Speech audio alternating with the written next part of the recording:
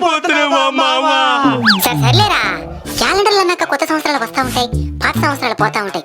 ఏడవద్దండ్రా. మేము ఏడొస్తుండేది నువ్వు వెళ్ళిపోతున్నావని కాదు, ఏమి ఈకుండా వెళ్ళిపోతున్నావని. మీరేమైనా చిన్న పిల్లకాయలా పోయేటప్పుడు డబ్బులు ఇచ్చేసిపోయేదానికే? అయినా నేను ఏమి ఇవ్వకుండా వెళ్ళిపోతానని ఎట్టనుకున్నారు? ఏమైనా ఇస్తాదా? ఎన్నో జ్ఞాపకాలు ఇచ్చినాను కదా. జ్ఞాపకాలు ఇచ్చినవా? మనం T20 వరల్డ్ కప్ ఎప్పుడు విన్నామా? 2024లో. నా జ్ఞాపకమే. అయోధ్య రామ మందిరం ఎప్పుడు ఓపెన్ అయిందా? 2024లో. నా జ్ఞాపకమే. మన వరల్డ్ చెస్ ఛాంపియన్షిప్ ఎప్పుడు విన్నామా? 2024లో. అది కూడా నేను ఇచ్చిన జ్ఞాపకమే. ఇంకేం ఇయ్యాలి మీకు? వాళ్ళకి ఇలాంటి జ్ఞాపకాలు ఇస్తే యారు గుర్తుంటాయి? ఎవరు రాజా? ఏమరా గుర్తున్నావా? COVID-19 lockdown. ఏరా మాస్కా? ఆ మాత్రం భయం ఉండాల.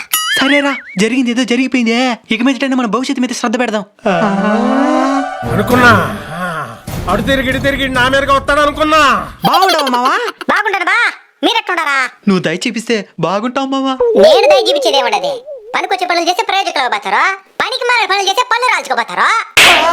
ఈ సంవత్సరం మేము అనుకున్నది తప్పకుండా సాధించి తీరుతాం. నువ్వేం సాధిద్దాం అనుకుంటున్నావా? మందు మానేద్దాం అనుకుంటున్నాను. మంచి ఆలోచన. న్యూ ఇయర్కి ఏం చేద్దాం అనుకుంటున్నావా? ఆల్రెడీ 4 ఫుల్లు తీసుకొచ్చి లాకర్లో పెట్టేసుంటా. మీరు బాగుపడరా.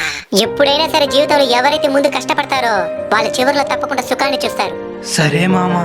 కాబట్టి న్యూ ఇయర్ రోజు ఎంజాయ్మెంట్ లాపేసి మీ సక్సెస్ కి ఏదైతే ఉపయోగపడుతుందో దానికోసం కష్టపడండి.